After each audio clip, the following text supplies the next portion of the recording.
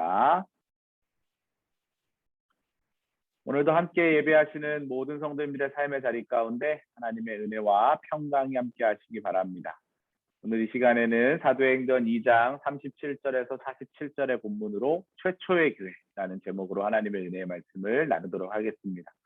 이제 오늘부터 4, 4분기 동안 사도행전을 중심으로 하나님의 말씀을 나누게 됩니다. 교회가 세워지고 또 그 교회가 초대교회를 이루고 특별히 예루살렘 교회와 후반전에는 이제 이방인 교회로 사도 바울을 통해서 나누게 되면서 이 사도행전에서 교회의 역할, 또 성도의 역할에 대한 말씀들을 우리가 살펴보려고 합니다. 오늘 본문의 이야기는 사도행전 2장에 가면 오순절 성령의 마가 다락방 사건이 나오죠. 성령 하나님이 임하신 이후에 사도 베드로가 말씀을 전합니다. 그것이 2장 14절부터 쭉 기록되어 있는 베드로의 오순절 설교에 대한 이야기죠. 중요한 본문이 17절, 18절이죠. 하나님이 말씀하시기를 말세 내가 내 영을 모든 육체에게 부어주리니 너희의 자녀들은 예언할 것이요 너희의 젊은이들은 환상을 보고 너희의 늙은이들은 꿈을 꾸리라. 그때 내가 내 영을 내 남종과 여종들에게 부어주리니 그들이 예언할 것이요. 그래서 성령 하나님이 임하시면 이렇게 놀라운 역사가 일어나고 교회 안에 활력이 일어나고 성령 충만한 이들로 말미암아 하나님의 은혜가 흘러갈 것이다. 그것을 이야기하고 있습니다. 요에서의 말씀이 이제 성취되는 이야기를 듣게 되는 것이죠. 성령이 제자들에게 임한 이후에 베드로는 예루살렘 교회에 있는 유대인들에게 오늘 우리가 좀 전에 읽은 본문의 이야기처럼 오순절 설교를 했습니다. 그들은 이제 예수 그리스도를 믿게 되었죠. 예수 그리스도께서 우리를 어떻게 구원하셨습니까? 죽음과 부활이라고 하는 예수님의 죽음만 있었다면 우리 안에 온전한 회복이 없겠죠. 3일 만에 부활하셨기 때문에 우리는 이 죽음과 부활. 그래서 복음은 예수 그리스도의 죽으심과 부활하심을 믿는 것이 복음입니다. 그 사실을 이 사도 베드로, 또 바울, 스데반 이런 사람들의 이 신약의 설교를 통해서 물론 예수님도 마찬가지고요. 이 복음이 다 극명하게 드러나 있는 것들을 보게 됩니다. 이 사실을 믿는 사람들이 이제 최초의 교회를 이루게 되는 것이 오늘 본문의 초대교회의 이야기라는 것이죠. 그러면 오늘 본문을 통해서 최초의 교회는 어떤 공동체였는지 한번 살펴보도록 하겠습니다. 첫 번째는 마음과 삶을 나누는 교제의 공동체였다라는 것을 알 수 있습니다. 초대교회의 특징이 나오죠. 함께 통용하고 또 서로의 필요를 채워주고 마음을 같이 하는 교회가 바로 초대교회입니다. 우리가 지금 21세기를 살아가면서 2021년을 보내는 가운데 있는데 우리 모든 이 세상에 공존하고 있는 교회의 모습은 초대교회가 롤 모델입니다. 함께 통용하고 서로의 필요를 채워주고 마음을 같이 하는 교회가 진정한 교회의 모습이다라는 것이죠. 그러면서도 그리스도의 몸된 교회임을 우리는 잊지 말아야 합니다. 머리가 누구이십니까? 바로 예수님이시죠. 골로새서 1장 18절에 보면 교회의 머리는 예수님이시다라고 기록되어 있습니다. 그리고 우리의 한 사람 한 사람은 다 각각의 지체로서의 역할을 하는 것입니다. 어떤 사람은 눈의 역할을, 어떤 사람은 입의 역할을, 어떤 사람은 귀의 역할을, 어떤 사람은 손의 역할을, 발의 역할을 각각의 역할들을 다 하면서 교회는 유기체적으로 잘 진행되고 운행되고 움직여야 하는 것이죠. 그리스도의 몸이 한 곳이 고장 나면 어떻게 됩니까, 여러분? 오늘도 병원 가신다라고 이야기하신 속자님이 계시던데요. 몸이 고장이 나면 병원에 가서 진료를 받습니다. 그 몸을 고쳐야만 온전한 몸의 기능을 할 수 있는 것이죠.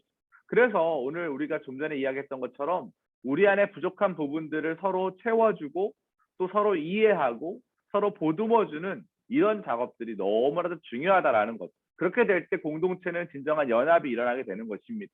한 몸을 구성하는 성도는 서로 교제하고 돌보아주는 일에 관심을 가져야 한다라는 것이죠. 우리 한 사람 한 사람은 태어난 날짜도 다르고요. 자라난 배경도 다 다릅니다.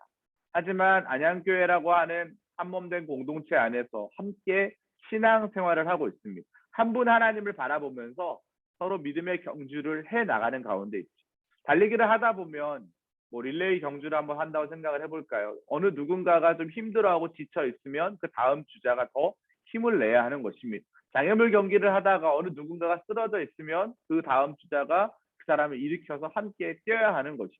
2인 삼각 경기에 한번 생각해 보세요. 한 사람만 잘한다고 되지 않습니다. 서로 마음을 같이 해서 함께 달려갈 때 결승선을 통과할 수 있는 것입니다. 교회는 그러한 곳입니다. 좀 누군가 부족하더라도 그 부분을 서로 채워줄 수 있고 이해해 줄 수 있는 마음을 나누는 것이 너무나도 중요하다라는 것이죠. 최초의 교회처럼 우리도 마음과 삶을 나누는 온전한 공동체, 특별히 생명을 살리는 신앙 공동체가 되기를 주님의 이름으로 간절히 축복합니다. 두 번째 최초의 공동체는 오늘 본문에서 어떤 공동체였습니까? 예수님을 기억하고 예배하는 공동체였다라고 이야기하고 있습니다. 특별히 오늘 본문의 이야기에 보면 성만찬에 대한 이야기가 나오죠. 예수님이 십자가에 달려 돌아가시기 전에 이제 우리가 보통 이제 예수님의 마지막 일주일 생애를 이야기를 하죠. 마가의 다락방에서 예수님이 세족식을 하신 이후에 성만찬을 하셨습니다. 떡을 떼어주는 그런 일들을 하셨죠. 그 떡을 떼어준다는 건 뭐예요? 자신의 몸을 내어주겠다라는 의미입니다. 희생을 이야기하는 것이죠. 예수님은 이 일을 통해서 우리가 초대교회를 롤모델로 삼고 있는 우리가 어떻게 신앙생활해야 하는지를 알려주고 계십니다. 예수님은 온 인류, 저와 우리 성도님들을 구원하시기 위해서 자신을 희생하셨습니다. 그리고 그것을 기념하라고, 우리가 지금 코로나19 때문에 성만찬을 자주 할 수 없는 상황입니다. 다 같이 모일 수가 없어서 여러 가지 고민하고 있는 상황이긴 하지만 우리가 이전에 성만찬에 했던 모습들을 생각해 보십시오. 떡을 나누는 일을 합니다. 그건 뭘 이야기하는 거예요? 자기의 희생을 이야기하는 것이죠. 우리도 마찬가지입니다. 예수 그리스도께서 우리를 위해 자신을 희생하셨던 것처럼 우리도 세상을 향해서, 이웃을 향해서, 우리 가족을 향해서 희생하는 마음이 필요하다라는 것입니다. 누가복음 22장 19절에 이것은 너희를 위하여 주는 내 몸이라 너희가 이를 행하여 나를 기념하라 라고 말씀하십니다. 기념하라라는 건 뭐예요? 기억하라는 것이죠. 예수님의 그 모습을 기억해서 우리도 그렇게 살아내라고 주님이 말씀하시는 것입니다. 그러면 어떻게 살아내는 것이 예수님의 모습을 기억하는 방법일까? 그것을 예배로 설명하고 있습니다. 적극적으로 하나님의 마음을 가지고 예배를 드리는 그런 신실한 성도들이 되어야 한다는 것이죠. 예수 그리스도를 통해 구원을 베푸신 하나님을 기억하며 찬양할 때도, 기도할 때도, 말씀을 읽을 때도, 설교를 들을 때도 우리의 마음을 드리는 신실한 예배자가 되어야 한다는 것입니다.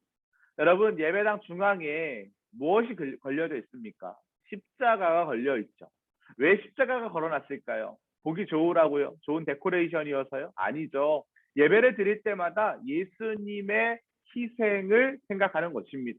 우리를 위해 십자가에 달려 돌아가신 이유가 무엇입니까? 생명 살림입니다. 영혼 살림입니다. 우리를 살리시기 위해서입니다. 우리가 예배를 드릴 때마다 그 사실을 기억하고 우리도 주변 사람들을 생명을 살리기 위해서 마땅히 행해야 할 일들에 대해서 함께 공감하며 예배하며 받은 은혜를 가지고 세상으로 나아가는 것이죠. 예배의 자리는 영적의 충전, 영적으로 회복하는 자리입니다. 하지만 그것에서 머물러 있으면 안 됩니다. 우리는 그 은혜를 가지고 세상으로 나아가서 삶의 예배의 현장에서도 예수님의 십자가의 사랑을 흘려보내는 그런 인생이 되어야겠죠. 우리의 말과 우리의 행동이 그 일을 증명해내는 인생이 되어야 될 줄 믿습니다. 마지막 세 번째, 최초의 교회는 어떤 공동체였습니까?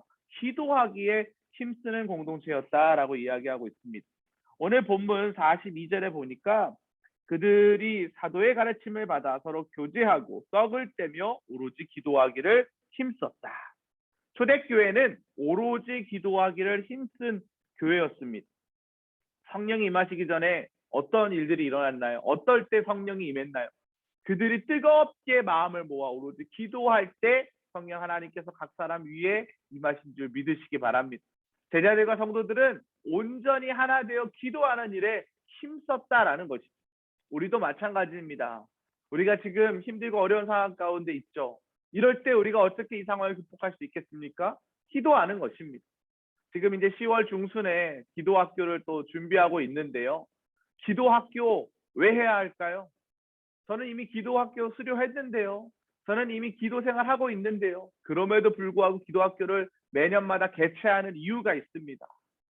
기도하는 것이 중요하기 때문입니다. 하나님과의 관계가 소원해져 있는 상황에서 기도함으로 하나님과의 연결고리를 다시 맺고 신앙의 옷길을 다시 여미고 하나님의 뜻이 무엇인지를 구하는 그 방법을 다시 강구하자라는 것이죠. 그러기 위해서 우리 교회가 지금 계속 하고 있는 캠페인이 있죠. 날마다 기도하는 것입니다. 매일 시간을 정해놓고 속회원들과 함께 중보 기도하는 것입니다. 기도할 때 어떤 일이 일어납니까? 하나님의 뜻을 구하게 되죠. 하나님의 뜻을 구하면 내 생각, 내 판단, 내 계획은 다 아무것도 아닌 것을 인정하게 됩니다. 하나님의 인도하심을 받게 된다는 것이죠. 힘들고 어려운 상황 가운데 좌절해 있습니까? 낙심해 있습니까? 절망 가운데 있습니까? 기도할 때 하나님께서 용기를 주실 줄 믿습니다. 그 용기를 통해서 우리에게 처해져 있는 그 시련을 극복할 수 있다는 것이죠. 예레미야의 이야기를 기억하십니까? 나라가 멸망하는 그 상황을 예레미야는 자신의 눈으로 목격합니다. 그리고 시슬피 울면서 시를 짓죠. 근데 그 상황 가운데 예레미야는 미래와 희망을 이야기하고 있습니다. 하나님이 우리에게 주시는 것은 재앙이 아니다. 미래와 소망이다. 하나님께서 우리에게 주시는 것은 시련이 아니다. 그 시련을 통해서 우리를 더 단련시키시는 하나님의 은혜가 있는 줄 믿으시기 바랍니다. 그 은혜를 간직한 사람들은 축복의 통로로 쓰임받을 수 있습니다. 기도하는 사람은 절대 무너지지 않습니다. 기도하는 사람은 삶의 자리에서 믿음으로 일어설 수 있습니다. 병들어도 가난해도 기도하는 사람은 천국의 소망을 가지고 살아가는 사람인 줄 믿습니다. 교회도 마찬가지입니다. 기도하는 한 사람 한 사람이 모여있는 교회에 어떻게 될까요?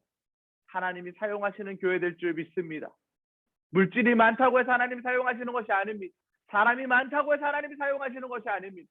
기도하는 사람이 모여있는 교회를 하나님이 사용하시는 것입니다.